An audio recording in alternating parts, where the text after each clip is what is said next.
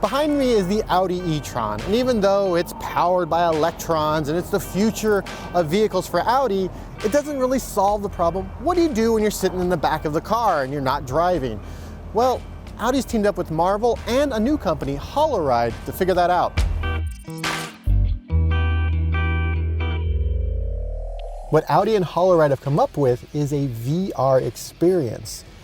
Now, VR experiences are a dime a dozen, but this is different. This actually takes the data from the car and informs the game. How this works is that this VR headset is actually connected to this car, and it's able to get data about acceleration, about cornering. All the data from the vehicle goes into here, and it informs the game. Here at CES, they've created Rocket's Rescue Run. Now, Rocket from Guardians of the Galaxy, you know, the little raccoon that curses a lot. So I got to play that with Rocket, where you fly around and you shoot things while Rocket yells in your ear. All right, I'm getting in the car right now. Let's see what happens. Will I vomit? No. All right, nice and clear. Yeah? Ready to go. I'm gonna get a selfie, I think. I'll send this to my wife. She thinks what I do is ridiculous, and I'm sitting in a brand new e-tron on a racetrack with a VR headset on my head. So yeah, everything I do is ridiculous. Are you still there, Liv? Or am I just talking to myself? I'm still here. Okay. Some stuff up. Those comments are going to require a precision instrument. Big missiles. Hold your button to charge them and release it to let them fly. Oh, seeing things go boom does my heart good. Shots aren't getting through the armor.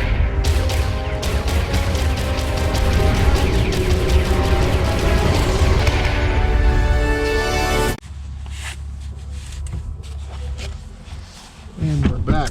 Holoride worked very hard to reduce the latency between what the car was doing and what happens in the game. Because when you have latency, it causes nausea. During my time around the track where the car was going up to 90 miles an hour, I felt zero nausea. In fact, the system is so in tune, it felt more like I was on a ride at Disneyland or Magic Mountain. It's actually really fun. For today's demo, they actually built the game for this track, but in the future, they're hoping to make it a bit more dynamic. So if I'm just driving through town, someone in the back seat, as I turn left, their game will turn left, their game will turn right, their game will, accelerate, almost like an open world that's being informed by an outside source. Holoride itself is actually born out of Audi, and Audi is a minority stakeholder. The company hopes to have something like this for your car available in about 3 years. Right now we're using an Oculus Rift, but they're saying that it's going to be open to anyone. So as long as your hardware is powerful enough, you'll be able to use the system. One of the situations they brought up is kids who ask, are we there yet? Currently, those kids are probably playing Fortnite or Minecraft on a smart device, but this is a bit more immersive, and it's for everyone. Typically, I'm not a big fan of VR headsets, but I actually did have fun sitting in the back of the e-tron with the Holoride experience on my face. And who can blame me? I got to shoot things with Rocket from Guardians of the Galaxy. From electric cars to giant televisions, check back with Engadget for more coverage of CES 2019.